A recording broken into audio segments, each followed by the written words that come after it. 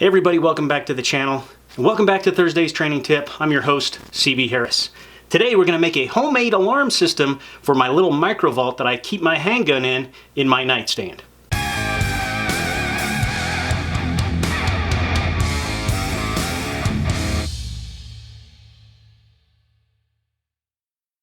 Alright, so this alarm system this is an alarm system. If you open up that little micro vault, it's not going to go off. It actually already has a built-in security feature. If you punch in the code wrong too many times, it locks up for a certain amount of time. What I'm more worried about is somebody just taking that whole box and taking off with it. So this is going to give me an audible alarm. A siren is going to go off if somebody tries to remove that box from my nightstand.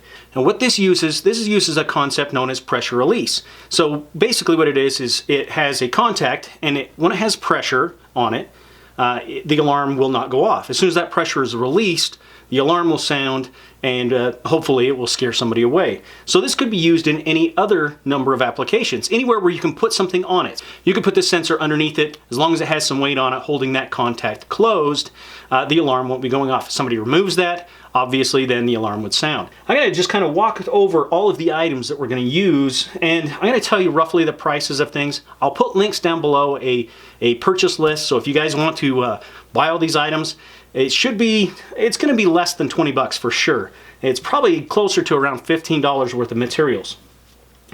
So what we have, first off, we have this little Siren here. These are between 85 and 95 decibels, so it's pretty loud, piercing sound, and this is probably the most expensive item. This is probably about $8 to $10. You can spend up to $12, but you can find other systems, other sirens or buzzers that aren't quite as expensive, probably in the $5 to $6 range as well. We have two 9-volt batteries. Those are fairly inexpensive, and you can buy them at any box store. We also have these 9-volt battery clips, and these are probably about 50 cents to $1 each. So we have probably about $1 worth there. We also have this. This is the main component that we're going to be using here. This is a relay. This is not an automotive relay. This is a power relay, and specifically it is DC power, okay? Most of them will do both DC and AC, but we need to make sure that it has an operating voltage somewhere in the 9-volt range. It's probably going to be a range somewhere like 3 to 12 volts, or maybe a 5 to 18 volts, something like that, but we need to make sure that it will operate using a 9-volt battery. We have just a little speaker wire. We have about 15 inches of it. I probably not even use this whole piece, so pennies for this. A piece of scrap kydex, again pennies. Really, you could use anything here. We just need some sort of insulator. Okay, so you could use a popsicle stick or a piece of plastic. You could use electrical tape in its place. It's not going to work as good because that kind of is a little squishy. So preferably something a little bit more rigid that is an insulator. We have some shrink tubing. This is it's pennies for the whole piece, and we're just going to use probably about 3/4 of an inch, maybe ½ inch of this. So a very small amount. And finally, what we have here is these are copper tags. They're used for plants. You can write on them with a ballpoint pen. It's like it's embossed in there. And really what we need is something conductive that is very thin and flexible, but a little bit of spring to it. So these will work great. I'm going to put a link up there. This is 20 for about $10 to $12. So again, we're really not spending a whole lot of money on these. 50 cents, maybe as much as 75 cents, something like that. And finally, this cost me nothing. Okay, well, it did cost me something when I bought the gum initially, but we're going to use this as a container for all of these items. Now, why am I using this instead of a project box or something like that? I really want it to be disguised, okay? If somebody opens the drawer, I don't want them to say, oh, hey, there's something out of the ordinary in there. I think this is a little bit more typical that you would find in a dresser drawer, some gum. So we're going to build everything and put it inside of this, kind of just to keep it a little hidden. So over here on this side, we have all the tools we're going to need. We have some wire cutters and strippers, solder, soldering iron, some scissors. I have this is a little test set that I made, and really what this does, I'm going to use this in place of the alarm. That way it doesn't sound off here. And use it in place of the alarm just to make sure I have everything wired up, and then we'll wire the alarm into place. And if you don't have something expensive like this Weller digital soldering iron, you can buy one of these. There's a little butane soldering iron. You can get it for 8 to 12 bucks. They're fairly inexpensive. This one's from Radio Shack, which I know that you're probably not going to find a Radio Shack anymore, but you can still find these on Amazon fairly cheap. All right, so I've already cut the pieces off of this that I need. These are going to be my sensor pad, if you will. I use just regular old scissors, okay, to cut these up. And make sure, this is an important part, all right? This is probably the most important safety feature here. Do not use your wife's good scissors. Okay, if she has scissors that she uses for cutting hair or material, or she scrapbooks and needs them for cutting paper or something like that, don't use those scissors. Okay, you will get in trouble, I promise. You're cutting metal. It's thin and it's very easy to cut, but you don't want to ruin your wife's good scissors or you will be in the doghouse. So find something that's maybe a little less important. Really, any other scissors will work just fine. So I've already cut these up and just kind of trimmed off the corners so that it's not sharp. What we need to do is we need to solder these. We need to solder these ends to these pads, okay, just on one end of it. Now, I'm going to be using this little alligator clip to hold everything in place, and this is going to act as a heat sink, so we're going to have to be a little bit more patient when it comes to soldering. And that is truly the key when it comes to soldering. I don't know your experience level when it comes to doing this sort of thing, but truly, soldering, it's not difficult as long as you have a little patience. That's usually the mistake that most people make, is they're getting too much of a hurry and they don't allow the material time to heat up enough to get a good solder.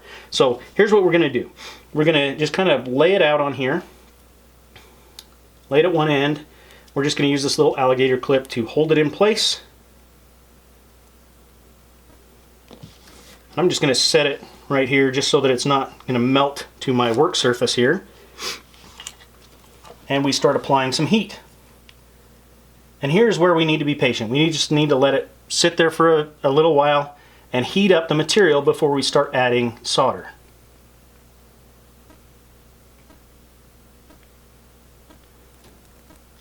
All right, probably have enough heat now. We'll add a little bit of solder. See how it looks.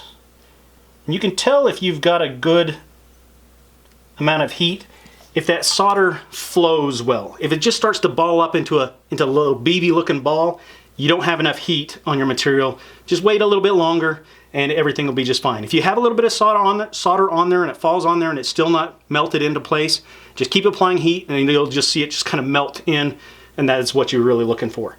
That'll give us a good solid contact and we'll have good continuity for all that electricity to flow just perfectly. Okay, so we're going to do the other one.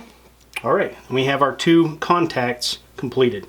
And these should last, you know, forever really. As long as you aren't putting a lot of stress on them, these contacts will be good pretty much forever. So now what we're going to do, we're going to cut a little piece of our little scrap kydex, and it's going to go between these two pieces.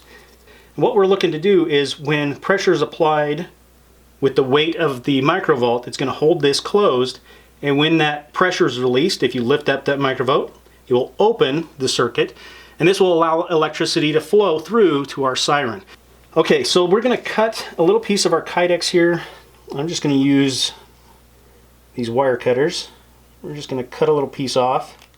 Now, one of the things you can do, if that shrink tubing is just a little bit too small, you can actually stretch it out a little bit.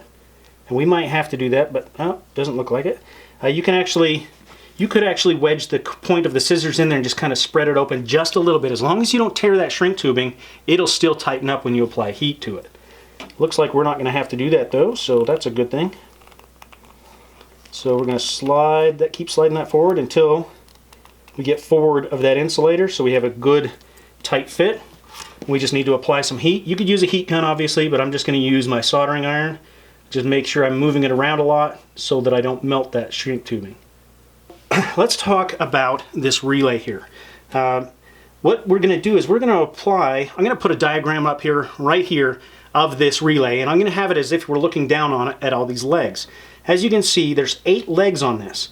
And essentially what we have here is the 2 at the front, we're going to apply power to these. Inside the relay there is an electromagnet, and when we apply power to that electromagnet, it actually pulls a switch open. So if we cut power, spring-loaded pressure will allow that circuit to close, allowing power to flow. So we're going to apply power to these front 2 legs, and then that will activate the circuit.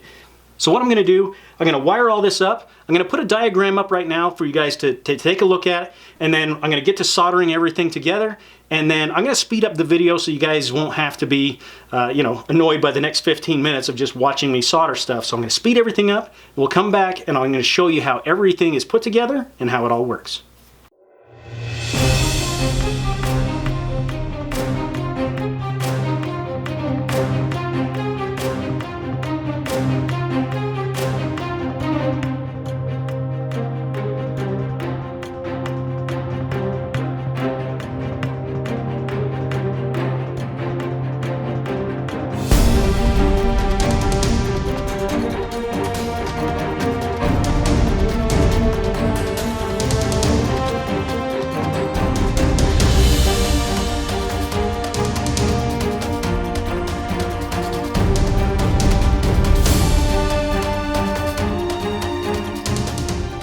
So here's how this alarm system is going to work. What we do is we will have the weight of the gun vault sitting on top of this circuit, and then if that pressure is released, the alarm will go off. Okay, so this could be used again in any number of applications. Truly, your imagination is about your only limit. So anyway, guys, I hope you enjoyed this video. I hope you guys got something out of it. If you want to see more videos like this, please let me know. I have a lot of other projects like this that we could do, other homemade alarm type systems that we could make. So let me know down in the comments section if you're interested in more DIY projects like this. And if you're not a subscriber and you want to become one, you want to see more projects like this, go ahead, search for that subscribe button and give it a big old click. And then be sure to come back next Thursday for another Thursday's training tip, and every Monday for the Monday Sit Rep. And until next time, take care and be safe.